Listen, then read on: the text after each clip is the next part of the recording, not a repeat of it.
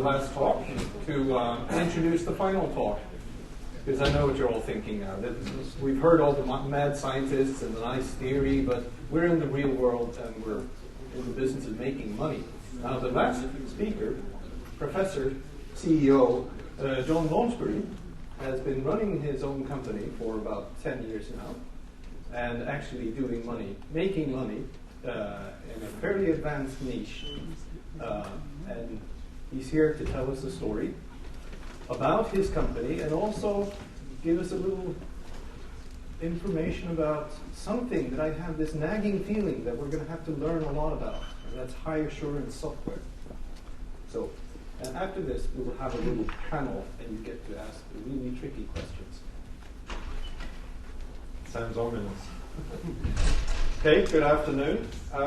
As Ulf said, I'm going to be talking about kind of practical aspects, and there's lots of things that can be completely dull about what I'm going to talk about. So I decided I'm going to give you a sort of personal view of the ups and the downs of trying to make money using functional languages.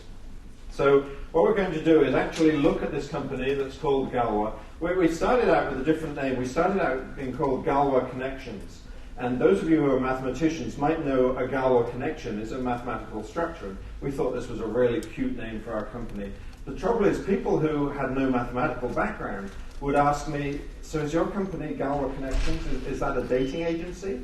And so eventually we decided that we would drop the word. We'd just call it Galois. Galois was a French mathematician.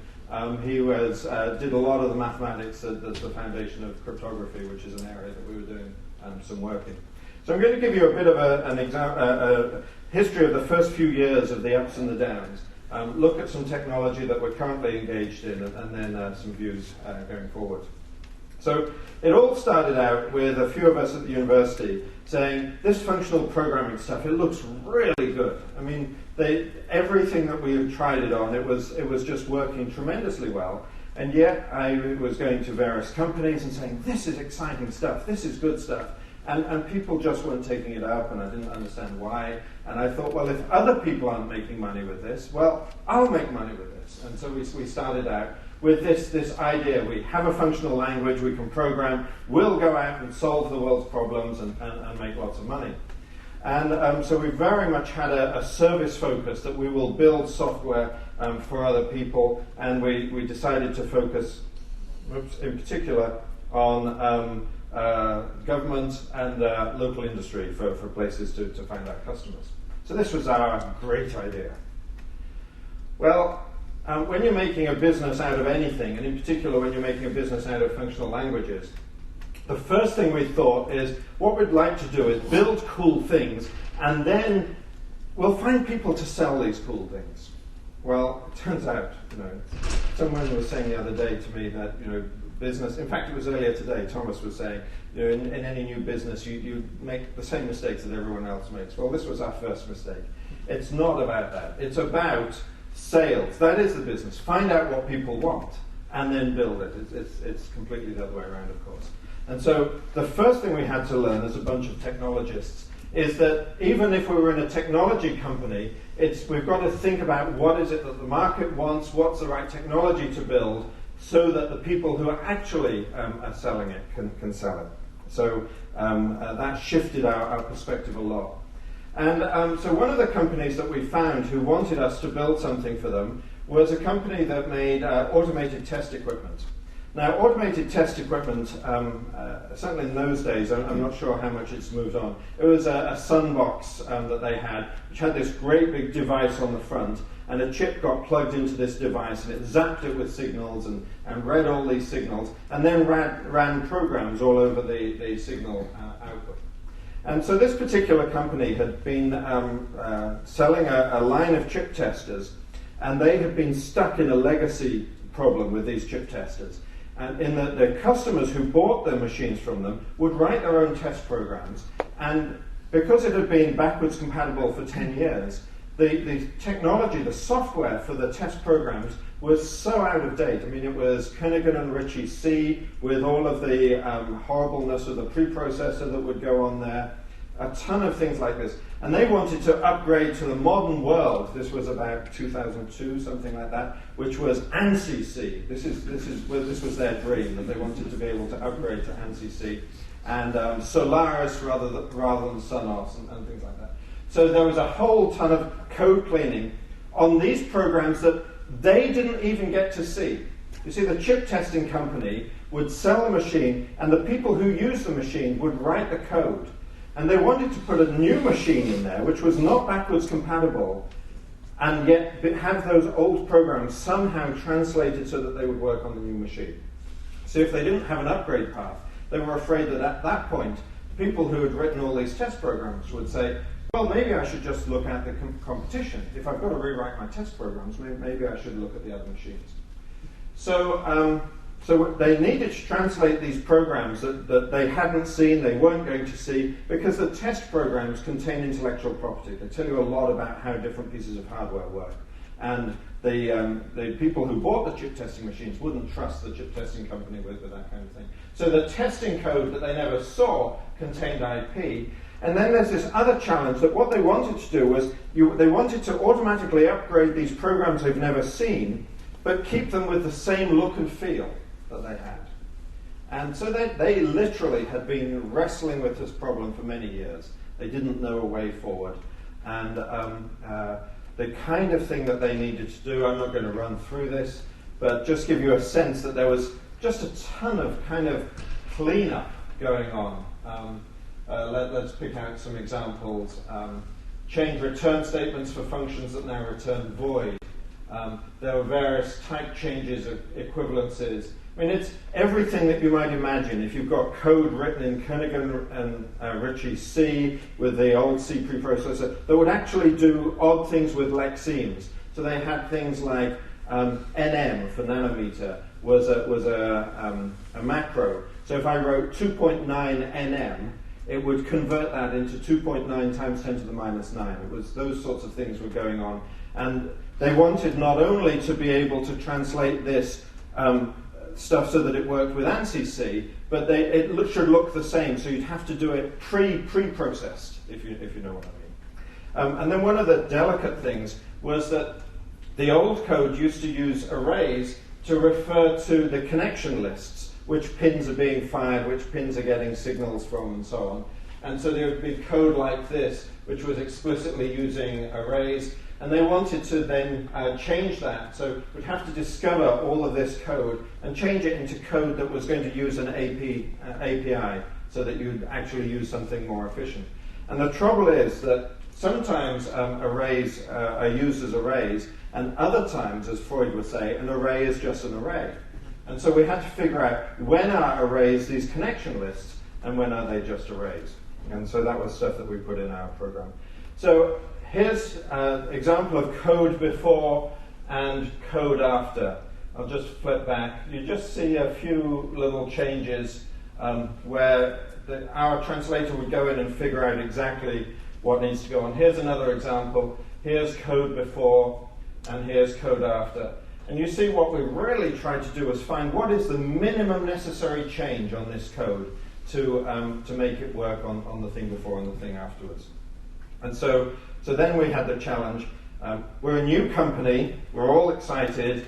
How do we write this translator? We negotiated that we got 6 months to do it, regular releases and all of this. We had no idea what we were getting into. We had this great silver bullet, which was we were going to use the language ML, which is functional language, and ML is one of the stable. I mean, F# is very much like ML. Camel, that you may have heard, is the ML in the back of that. So we had ML, and we were using a library called CKit, which was a publicly available library for taking C programs and manipulating them, and that was going to be our silver bullet.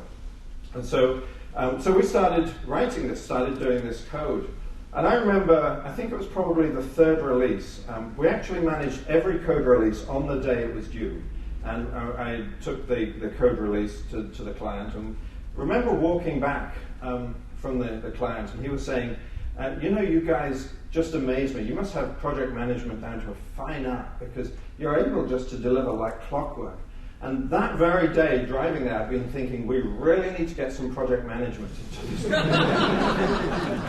this. So the conclusion that I drew from that actually was that functional programming covered a multitude of sins. What it allowed us to do was really get to grips with what the problem was. And all the kinds of things that are a nightmare in traditional languages, those kinds of things didn't hit us. We never had a single segmentation fault, for instance, because all of our storage was managed. The fact that things were, any side effects, as Simon was talking this morning, were always localized. That meant if I had side effects in my code and somebody else had side effects in their code, we made sure that they were localized so that they didn't interfere in any negative way. And so we were able to do this, and it was really good. So here we were, naive in business, getting suddenly excited. Aha! Here's a really exciting business opportunity. Translators, taking legacy code and translating it into new form.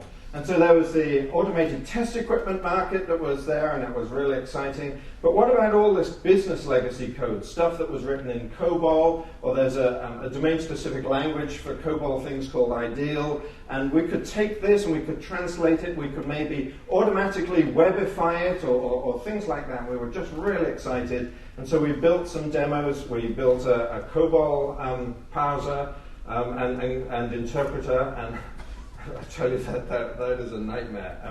And Andy Adams Moran, who did it, still bears the scars, even doing it in a functional language.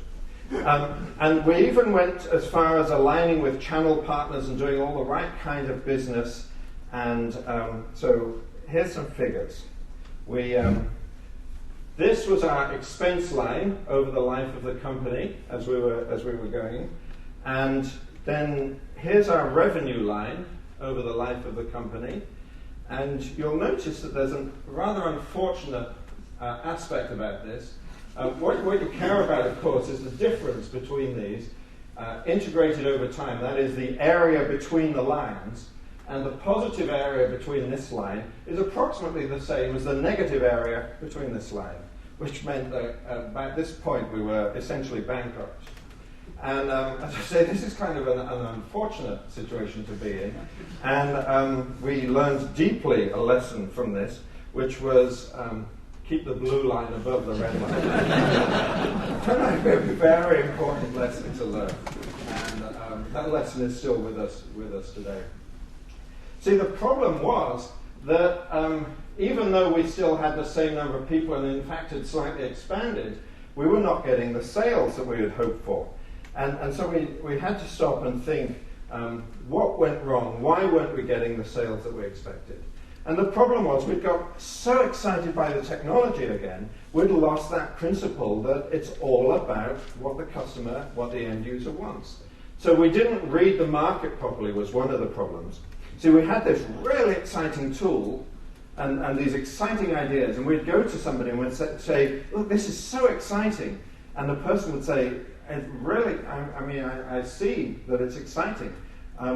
We'll go for it. Just send us references from your last 10 customers. But you're our first customer. It's that problem of bootstrapping. And you see, one of the problems is somebody with a ton of legacy code is likely to be pretty conservative. Otherwise, they won't have a ton of legacy code. And so here we were, trying to find early adopters amongst the highly conservative segments of the market. So that was a problem. 2002 was also the year in which budgets completely tanked after the problems of the internet bubble bursting, and then made worse by the terrorist attacks in New York. I mean, all of the budgets for IT tanked through 2002, and when the budgets tanked, budgets to upgrade legacy code were hit worst of all, because the code's working right, let's just leave it the way it is. So here was lesson 3, kind of the same as the early lesson. It's not about technology, it's about markets and relationships. So we started to look at ourselves and say, well, do we just close at this point, or do we re-examine and see how we can be successful? And so we actually looked hard at ourselves to see how do we make sure that we're a success. And there were a couple of projects that were ongoing at that point that we'd been quite successful at. And we wanted to ask ourselves, why had we been successful at that? So we looked at our skill sets. We even did the radical thing at that time, it seemed radical, of phoning up our clients and saying, why do you do business with us? What is it about us that has you interested in working with us? Because then we would find out what to other people was important about us rather than what we thought was important about us.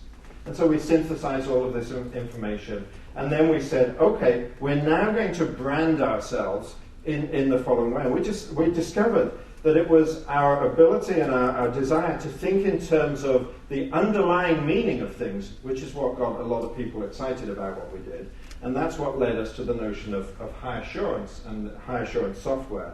And that's the brand behind Galwa. Now, I always used to think brand was this sort of superficial, the picture on the box kind of thing. The superficial marketing kind of thing of brand.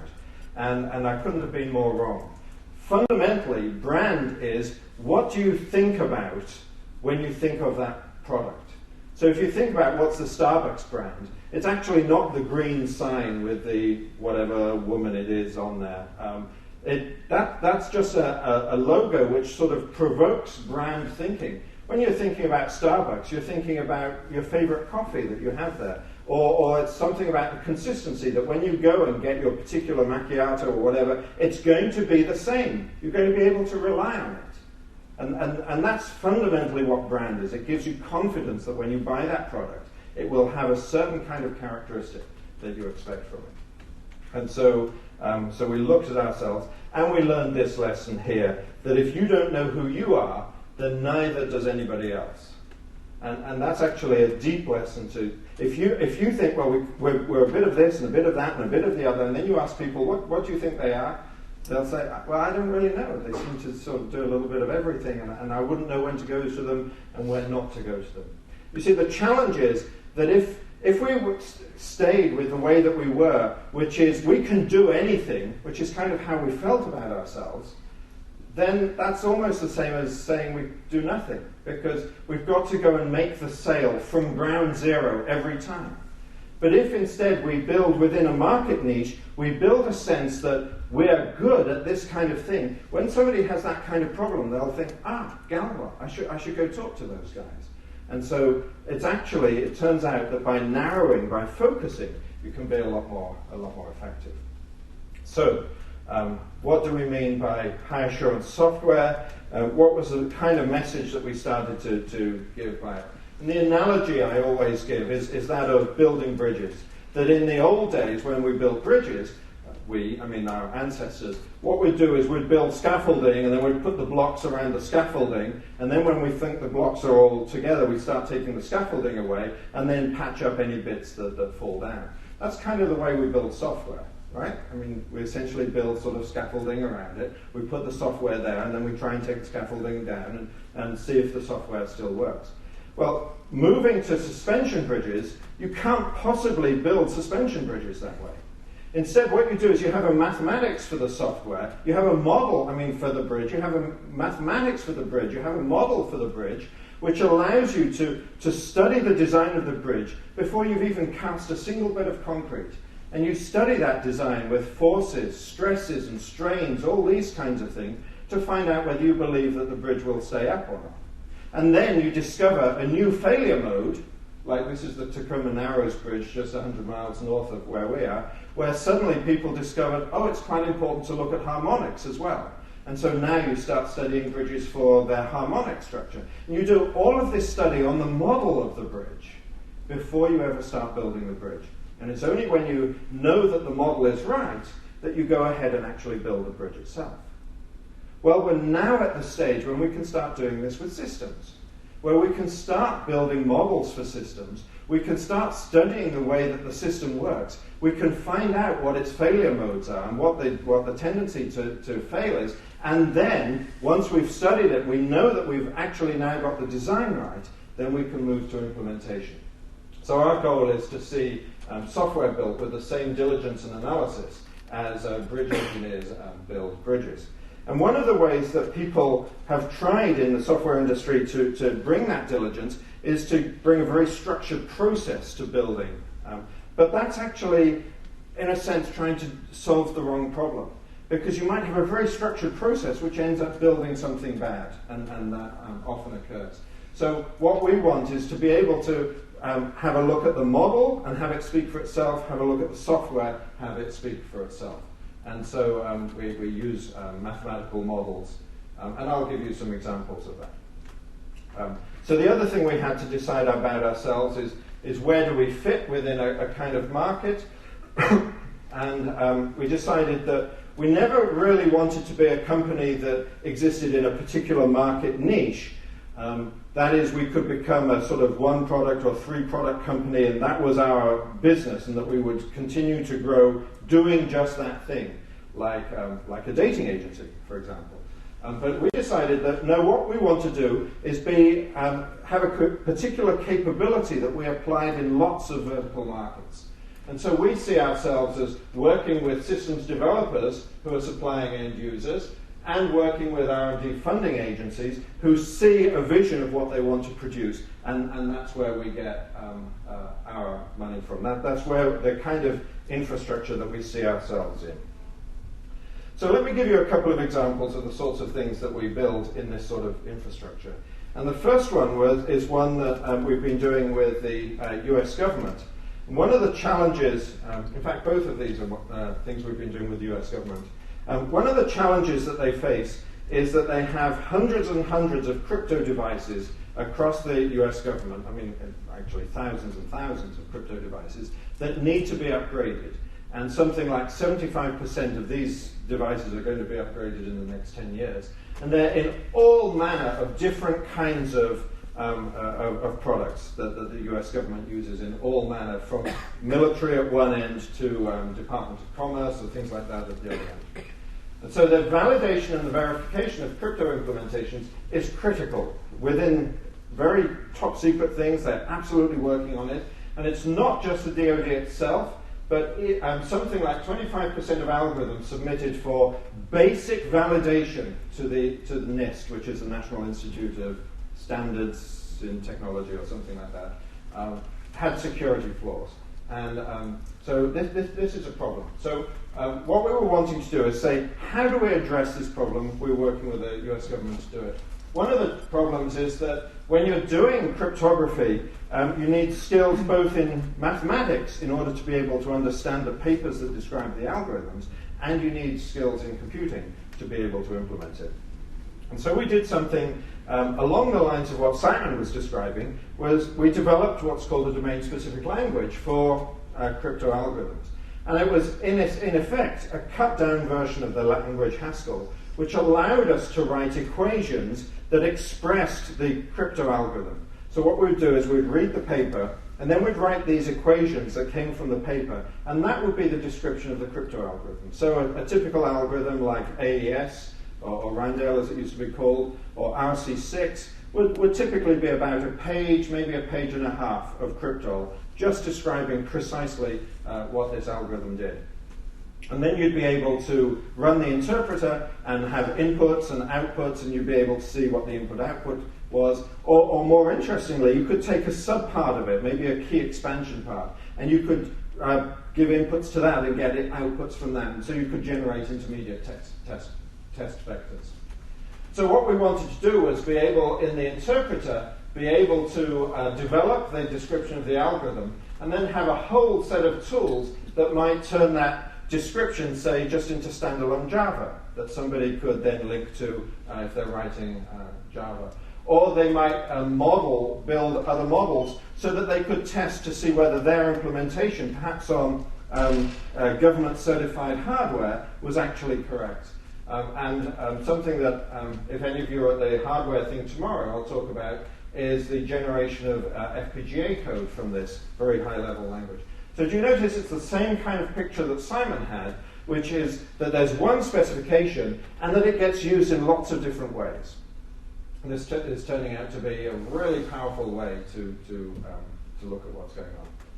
And so what we wanted to do was develop all of this capability, and it's a language, it's an interpreter. Functional languages are just beautifully designed for anything to do with manipulating language. And so we developed it in language, in Haskell, the capability for this. And so we have a bunch of things here. We have three major tools in this. We have the interpreter itself, which allows us to do algorithm exploration, debugging, test vector generation, all these kinds of things to guide developers in developing their solutions. We have a Cryptol to FPGA compiler, which generates state-of-the-art FPGA layouts for crypto algorithms. And we also have a verifier, which allows somebody, if they've written their own hardware implementation of crypto, and we've got a Cryptol implementation to compare between them. So again, all I'm doing at the moment is just describing this is the kind of thing that we found it very straightforward to build using the functional language technology. The Cryptol tools are in use by the government, but also by General Dynamics. They have a crypto chip called the AIM chip. The government is very interested in crypto hardware that can be reprogrammed, but that is resistant enough that if it ever falls into unfriendly hands, even with the crypto algorithm still in there, that even if it's subjected to electron microscopy or examination like that, that you can't actually find any of those keys that are in there. So it's very hardened chip. And they then develop their algorithms. It's a bizarre internal architecture to the chip. They develop their algorithms, and they have Cryptol specifications, and then a bit of their code, and then a Cryptol specification, and then a bit of their code. What they found is, we actually also developed their development environment. They found that they had an 8-month development time, but when they used our development environment, that reduced it to 7 months. And then when they used Cryptol specifications as well, that reduced it to 6 months. So together they were able to take 25% off their time to market with using the kinds of tools that we provided for them. Now in a sense that shouldn't be surprising because though I'm going to do it without any references, it's been shown at various places that you can save a lot of time and money by doing early system testing. See, the trouble is that what we often do traditionally is we have an idea for a system, we break it down into the modules that need to be done, then we break that down into the components, and then when we've got the components, we write them and we test them and we get them working, and then we put the modules together and get them working, then we put the whole system together and discover it doesn't work, and then we have to figure out what's gone wrong in all that. And this loop that goes back to here to say, let's figure out what went wrong, is horribly expensive. And being able to put executable models in various places, so we break it down into the system, we may do some models at that stage to see, is our concept of how this system breakdown, does it actually work in a way that you can run it and that you can test it? You get a much faster feedback to debug perhaps some fundamental conceptual errors that you've got at that point, or when you break it down at the module level. So getting models in at an early stage gives you tremendous feedback in what's going on. So we've been using Haskell in this way, both as a modeling language and as a production language. And it's turned out to be really quite valuable for us in this. So from a modeling point of view, one of the key advantages of Haskell is that it has this purity that Simon was talking about, which gives it a kind of mathematical flavor, a mathematical feel, so that we can think about things as if it was mathematics, and play with it, and manipulate it, and prove theorems about it as if it's mathematics. And so that allows us to develop a great deal of confidence in the behavior that we're describing in the Haskell itself. Another value is this notion of abstraction. If you looked at Simon's financial contracts, those are just Haskell programs. But if you asked yourself, so where's the program counter, where's the memory, where are any of my usual concepts of a computer system, they're absent. They're simply not there. But you wouldn't want them there when you're thinking about financial contracts. So a language like Haskell, and I use it just as a representative of this class of languages, allows you to abstract to a level that you can almost forget that there's a computer underneath. And it allows you to describe the concepts in the domain that you're interested in describing. Very powerful for that. And then I think the executability is tremendously valuable in that when you've got this model, you can still run it. You can still look at its behavior. It's not just a piece of mathematics that's sitting there on the page, but it's something that runs and something that allows you to to find out how it's working. So that's when you're building a model of something, and we found that Haskell has been really good. And there have been a number of products, and I'm going to talk about another one in just a minute, where we started off building the Haskell model, and our thought was, well, when we build the real thing, we're going to have to essentially start all over again and start building the real thing, and use perhaps a different language. And we found out that that wasn't the case. What we started to do was we looked at the model, and we said, where are the computational hotspots in this model? Where are the bits that we care about, either because they take too much time, or they take too much space, or things like that. And then we would focus on those, and we would put different algorithms in there. Or we would, in some cases, we might actually put some code written in a different language there, or various things like that. But that allowed us to start off with a model and just have a really smooth transition from a high-level model down to an actual executing implementation. And it turns out to allow you to just do this beautiful incremental refinement. The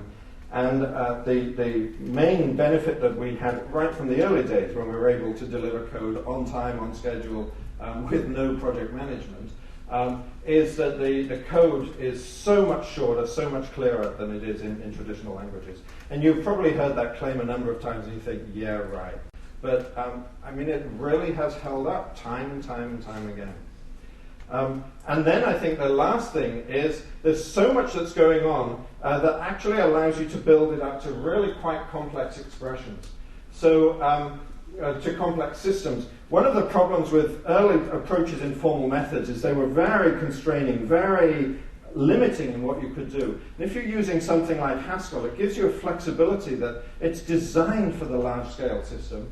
And so you've got concise expression, but it will scale up. And what's really exciting to us at the moment is it's multi-core ready. That is one of our things. We wrote the model, and we had a bit of parallelism built into the model because it was the natural way to express the model. And then we wanted to have it be able to run in a multi-core environment.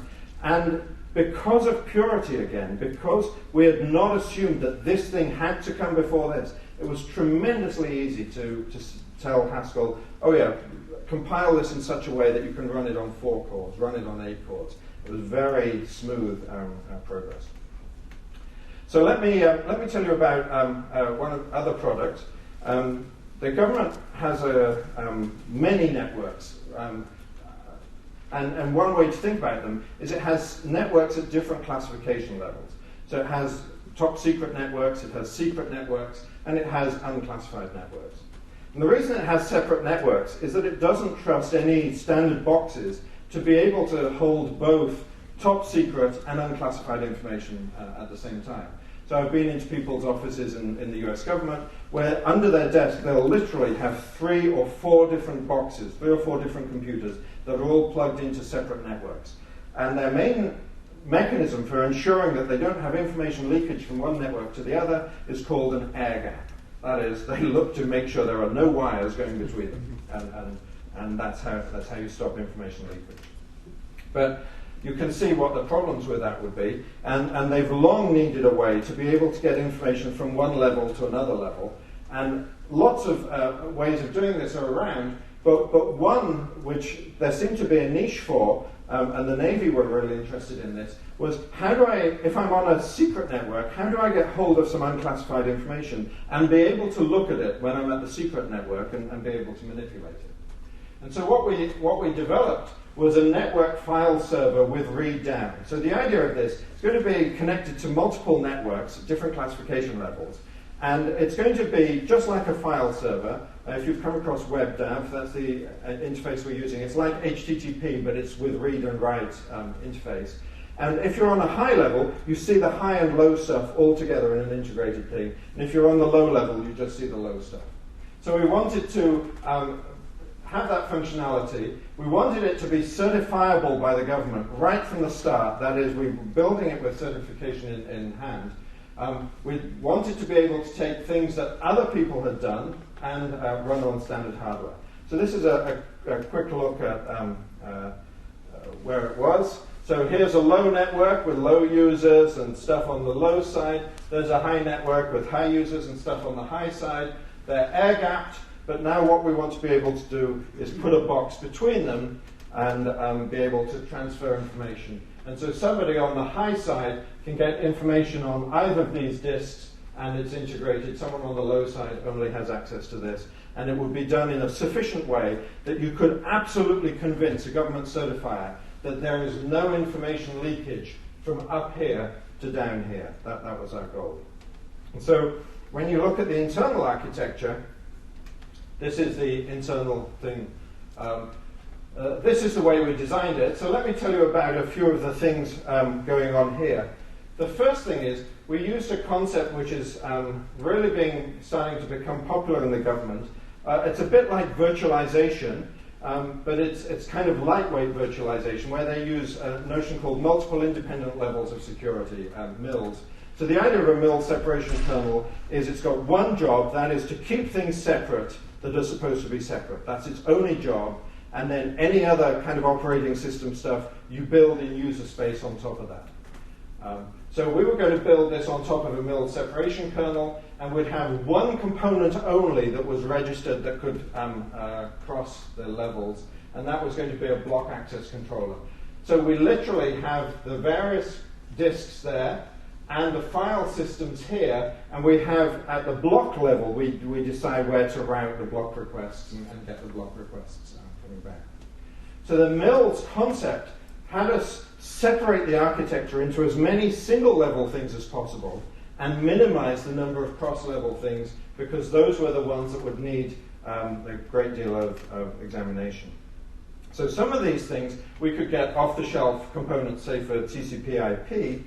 One of them, however, we discovered that there were no off-the-shelf components that we could have, in particular the file store. What we needed was a file store. I'll just give you a sense of the constraints we were under. If I'm on high and I'm reading a file from low, I don't want low to know that I'm even reading that file. So that means I can't place a lock on it, okay? Because that's actually a channel from high to low. I mean, a bad process on high could go lock, unlock, lock, lock, unlock. Suddenly you've got a channel from high to low. So how do you do that? Well, we essentially designed, took some ideas from file systems and designed our own file system called a weight-free file system, which allows different levels all to access a single disk in such a way that you can do writes that don't interfere with other reads. And we needed to write this ourselves. And the guy who invented it wasn't a functional programmer. We do have a few people who are functional programmers. And he was a file system specialist. And so he wrote the first model of it in Java. And we tried it out, and it was working well. And then at that point, we decided that we would convert it to Haskell in order to make it run faster. And so we converted it to Haskell, got significant speed increase, and were able to put a whole bunch of other capabilities on top of it tremendously quickly. And there's a version of that which is open source. The single level version is open source, available, I think, from, well, I'm not sure where it's available from, but if any of you are interested in it, it is available. So the advantage of functional programming there was productivity. That's right. Absolutely. Productivity. So we didn't need... So, well, yes and no. I mean, this isn't a high security piece because the security is being maintained by the architecture. So productivity, but also in the sense that we actually, even in Haskell, started with a model of what the file system should do. And then again, we profiled it to see where are the hotspots. And we made just those hotspots more efficient. And things that weren't a hotspot, we could leave in the model form. And so that allowed us to stay really clean in what we had. This block access controller is a very interesting piece. It turns out that there's no way we could have a Haskell implementation of that. Simply unacceptable to the certifiers. Because Haskell has this great big heap. You're going to have this great big heap with, what, top secret information and unclassified information in the same heap. And how do we know that a pointer isn't going to get mangled someplace and end up pointing to the wrong thing? So what we did was we first of all modeled it in Haskell. We then took our Haskell model of it, converted it into the theorem prover Isabelle, proved some properties about it, and secondly, took our Haskell model and implemented it in a very simple version of C. So our actual high security implementation there was C because we could have detailed control over our memory, but this was of a design that we had already tested and then proved with Isabel. So we knew the design was working, and so it was simply a case of doing a hand translation into C at that point to get the particular memory capability and behavior that we wanted. So just an idea of this is our WebDAV server. As I say, HTTP and WebDAV. You get an idea of the sort of size of it, 54,000 lines of Haskell. If you believe the factor of 6 to 10 that is seems to be proven in practice, that's something like 300,000 to 500,000 lines of C is the equivalent that's going on there. So Haskell. One of the things that we found, and again this is common experience with Haskell, is that the type system really aided productivity. The first time somebody uses a type system like Haskell, it's very frustrating. You write a program, it says type error. You fix it, it says type error. You fix it, it says yet another type error. And I've had students who are like this, and they said, on my 5th or 6th type error, I was ready to throw the thing out. Finally, the compiler accepted it, and I was ready to debug it. But it worked! Because the type system had actually managed to catch logical errors. It doesn't manage to catch them all, of course, but the vast majority, vast majority of them get caught by the type system. And what's really good, then, is not just when you write it the first time, but when we vary it, when we decide we're going to radically change the architecture and put in a whole new piece, the type system can guide exactly where those changes need to be so that you can make big system changes very well. Foreign function interface worked beautifully. The module system is not quite up to scratch for what we would like to do, and so we found ourselves doing some things a little bit by hand. And Compilation Manager, I'll talk about that just a little bit, or refer to it a little bit more. And one thing about the heap and runtime system, it didn't let us actually create secure components. As it happened, that was fine. We still modeled it in Haskell, and then when the actual implementation of that critical piece came down, we translated it to C. So that's one way of looking at it. Here's another way of looking at what was going on. Some quotes from various projects that I've had. My favorite pro, ease of maintenance. Change the data type, let the compiler walk you through the entire code base, pointing to every single place you need to worry about. That's one of the developers' experiences of using this. Here's another one. GHC, that's the glorious Haskell compiler that Simon maintains and developed, got quite slow at one point. With generated programs whose data types had about 200 constructors with about the same number of type parameters. It took about 30 minutes to compile. This is in one of our ASN1 projects. And just generating, we automatically generate some Haskell code in this. And generated code is very different from human written code. And we were actually amazed that GHC didn't barf, but it actually just patiently worked its way through that. There's another capability in Haskell that turned out to be really good. That's when we had lots of ways to access a particular model. That's of one of these crypto coprocessors. And then if you wanted to generate a different view, there's something in Haskell called new type deriving, which generates most of that code for you. Just a couple of things about some tools that are involved in this. Profiling was really important to us. We would write something simply and naively. Okay? Simply and naively. And then we would ask the question, where are we having speed problems? And we'd use a profiler to find that. And you then make that bit efficient. And then you look at the next thing where you're having space or speed problems and you make that efficient and so on. Turns out to produce much nicer code than what we typically would have done, which is, I better make sure that all of my code is efficient. And then you make premature commitments to particular efficient ways of doing things that come back to bite you afterwards.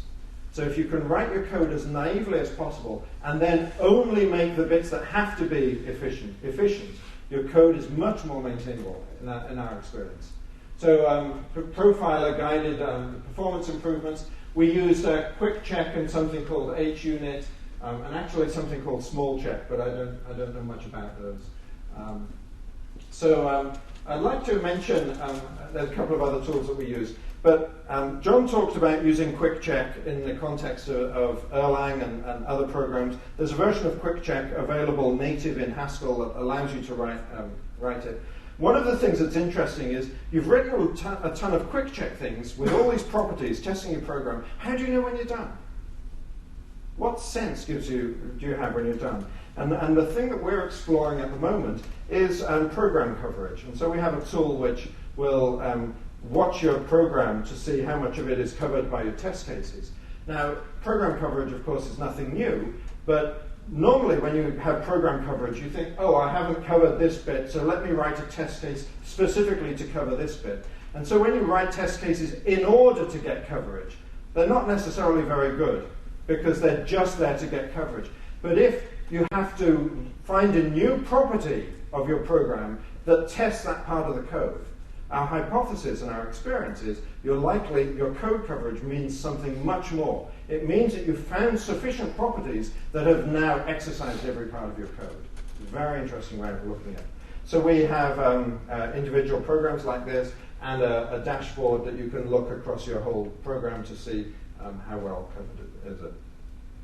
Now Haskell has this thing called laziness that has come in for all sorts of castigation at various points. Laziness is this idea that I don't compute something until I actually need it. And so what it means is that you end up with indirections or in the heap of computations which are not actually performed until they're needed. And so there's potential for a lot of wastage. So what we found with this web server was, I love this quote from Andy Gill, who was a key developer here. To a first approximation, strictness versus laziness didn't matter squat. That is, you've got this extra flexibility of laziness, and you're not really paying for it. Because when you found out the place that you really care about performance, you may make that part strict, or you may even go to a different language at that point, or you may use a particular optimized library, or whatever. And at that point, you really care. And so, in particular, our first version was something like 100 times slower than Apache, and it turned out that a lot of it was to do with the manipulation of binaries, and so we used we wrote some C code for manipulating binaries, just as leaf code, as it were, and then called into that C code, and then the whole thing just worked really efficiently. So, what did all this have as an effect on the business? So this is the story we started with, where have functional language, can program, find ourselves at sea, spending all the money that we've made up to that point. Well, the first thing we did was we reinvented ourselves, and you see that we're plummeting in our revenues and in our expenses. We're really looking hard at controlling that, and in fact, around here, our expenses are so low because many of us decided to go for a few months without salaries in order to try to save the business. So, critical thing, however, you'll notice that the blue line is just above the red line. I think it was $1,000 or something at this point. We'd made this commitment to the bank that we will not let the expenses exceed. So we did what it took. Once we've got the focus, however, and in particular on information assurance, high assurance software, we found then this nice growth path. I've got figures here just to Juno 4, but the same kind of trend is continuing. It looks as though it's about to shoot way up in the ceiling. We're an organically grown company, and so it's steady growth rather than explosive growth. But the blue line is still above the red line. But critically, that's right, the blue line is above the red line. I think we've, when we were doing some major reorganization internally, one quarter we allowed that to switch, but it's always a very careful decision to make in any quarter as to allow that to shift. Who are we? Where are we today? Well, there's 40 of us now, most in technical engineering. We've ended up organizing ourselves in a very flat way. So we don't really have the notion of managers at all. in the organization. There's two of us who essentially, as it were, run the company. Laura McKinney runs it on a day-to-day basis, the operations of the company, and I'm looking at the sort of strategy and the direction of the company. And everybody else essentially negotiates their work with people who want the results of their work. And so we have this sort of collaborative web. Think of it as all of these pieces, like a software process. You know, they may all be sort of talking to each other in different ways. What you're interested in is the web of connections rather than in a hierarchy. Hierarchy doesn't seem to suit us. But we're stable, we're profitable, we're continuing to gain new kinds of clients. We've got a variety of products in the field for various people, and a variety of them in beta and others that aren't mentioned here. So it's quite exciting. And Haskell is by far the dominant language that we use. Where we do need a different language, we use it. We're quite happy. We're not sort of Haskell snobs that everything has to be done in Haskell, but we use it because it's great. And in particular, Haskell, in so many times, has just given us tremendous flexibility to build the system the way that, you know, as you look at it afterwards, we say, yes, that was built right. In particular, we do radical reorganization of programs when, after we've done the first version, and we decide that it needs to be done another way. Types are wonderful. Multi-core is great. There are some things that we could improve on from for big systems from Haskell infrastructure. And just to finish off with a slide, I think we're probably at a stage where functional languages or functional ideas are just going to become mainstream. We've come out of about 10 years where object-oriented languages suddenly burst into the mainstream and became really important. They'll continue, of course they'll continue, in the same way that procedural languages are still around and still continue and still have their role. But I think the new ideas will be functional ideas that will be combined in procedural languages, they'll be in object languages, and there'll also be standalone languages like Haskell that are there bringing these functional ideas into the fore. And there are two main reasons I think that these are going to be there. One of them is because of multi-core, and I think it's hard to see any other kind of language approach that will be anything like that will be able to give anything like a good solution to multi-core. And I don't know if that's the thing that has caused Microsoft to head towards F# and announce it as a product, but it is significant.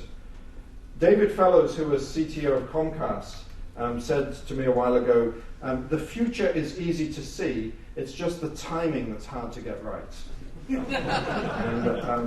And he was saying this with respect to fiber optic to the home. And he was saying 30 years ago, he knew it was important to bring fiber optic to the home for internet connections. But when should the telecom companies invest in it? Well, Verizon now is doing it, perhaps some others. He's still not quite sure whether that's the right time or not the right time. Time will tell whether it's the right time. I sort of feel a little bit like that with functional languages, that Simon was working on parallel systems in functional languages more years ago than he cares to remember, I'm sure. It was one of those things that it was clear that the ideas were right, the time wasn't right. And now that multi-core is here and challenging us, we really need these kinds of ideas. So I see that there's my prophecy anyway. But comments, questions? Well, I mean, functional programming has been around for a long time, and it hasn't really taken off. But, I mean, how do you see, for a programming language... By parallel, so in fiber optics. Yeah, but, so you need GUI interfaces, you need all that stuff, and how do you combine that in a nice way with the functional paradigm? I mean, you can't have programming language without a GUI interface if you want to do. So I've got two answers to that. First of all, one is that there are links to all the GUI libraries available for Haskell, so you can call those libraries directly from Haskell. The other is that what we've often found is that with a sort of model view way to look at the world, we've sometimes written the user interface using user interface builders or whatever and then the stuff that's actually doing the work behind the scenes being Haskell. And so you have a multi-language system, and it's a case of using the right tool for the right job. Can I make a comment here? I think there's a. You were saying if it hasn't won, functional languages haven't won before, why should they now? So I see it as a kind of long process. People have been doing functional programming since Church first did the lambda calculus. So it's kind of a long, slow burn. So on my good days, I imagine that it's like when the limestone of object-oriented programming has worn away, the granite of functional programming will be revealed underneath. So it's not actually a takeover over the world. Maybe forever the functional bits. Perhaps they'll be hidden. Perhaps they'll just inform other language designs. But there's something sort of steely inside that I think will become, the costs will become less apparent and the benefits will become more apparent over time.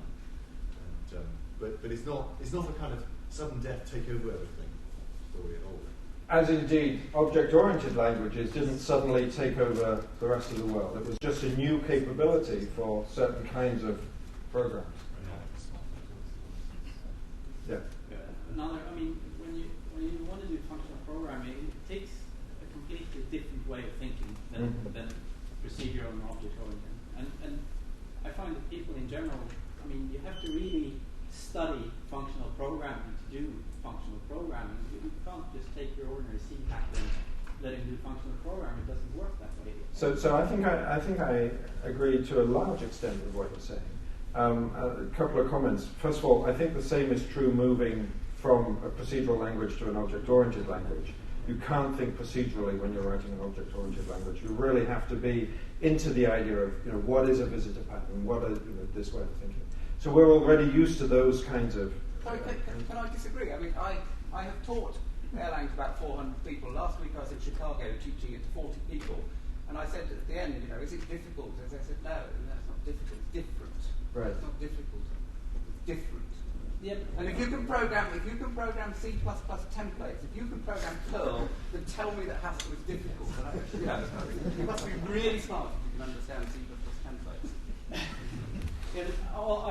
I agree. I'm not saying it's difficult. I'm saying it's different. It's a different mindset. It is. Different isn't difficult. No.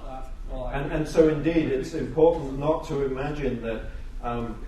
I like programming in C++, so let me find this Haskell thing and just start writing a few programs. That will not work. That's a recipe for failure. John, you had your hand up. Yes, I was just going to add a comment that I think many programmers are used to being able to pick up a new language very quickly because the underlying paradigm is the same. And that sometimes creates an impression that functional programming is difficult because, to their surprise, they find there is actually something to learn. Well, yes, there is, but it's not that hard. It's just that it may be a little harder than people expect. I think, I started off programming in functional programming and then went to imperative programming. And it's, for me, the imperative standard C program it's much simpler in a way that it's more direct. Each instruction is more simpler, but the system in the end gets more complicated. But the atoms of the system, assigning 4 to X is simpler than having these. The concept of a map or something. Exactly. Yeah. So I agree with that. And so, in the one hand, you've got this this level that the individual instructions are more simple. The cost of that, however, is that there are more of them because I have to keep track of them, and I have to keep track of a lot of details that I don't have to keep track of in the other space. So it could well be that the simplicity is actually an illusion, that I think, I'm making real progress. Whereas if I just stopped and thought about what am I trying to do here, and put that same amount of energy into thinking about what is the same concept in the functional language, that our experience repeatedly is that our programmers are much more productive in functional languages than they are in the other languages. If I may, we kind of just glided into the panel debate that we were supposed to have afterwards. So, could we just quickly thank John Launchbury?